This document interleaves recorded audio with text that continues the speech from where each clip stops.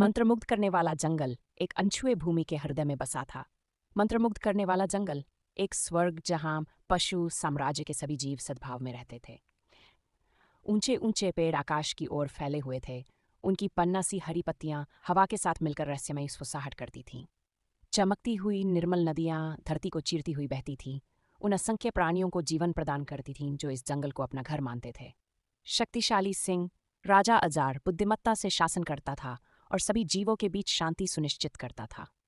उसकी सुनहरी अयाल सूर्य की रोशनी में चमकती थी जब वह अपनी भूमि की रक्षा करते हुए गश्त लगाता था।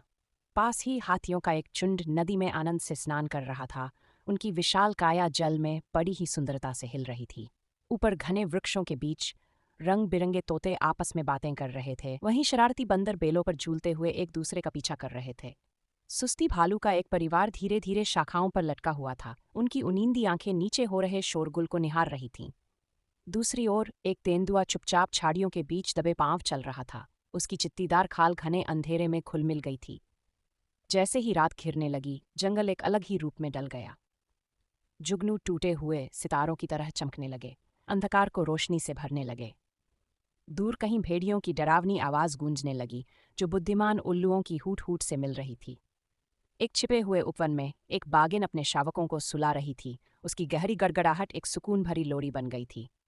अपनी भिन्नताओं के बावजूद जंगल के हर जीव ने जीवन के संतुलन को बनाए रखने में अपनी भूमिका निभाई। शिकारी सिर्फ उतना ही शिकार करते जितना जरूरी था और शाकाहारी जीव सतर्कता के साथ स्वतंत्र रूप से घूमते रहते। ये जंगल रोमांच, खतरे और आश्चर्य से भरी दुनिया थी। एक ऐसी जगह जहां जंगली जीवन पूर्ण सामंजस्य में फलता फूलता था। और इस प्रकार मंत्रमुग्ध करने वाला जंगल समय की सीमा से परे प्रकृति की सुंदरता और सह अस्तित्व के जादू का जीवंत प्रमाण बना रहा।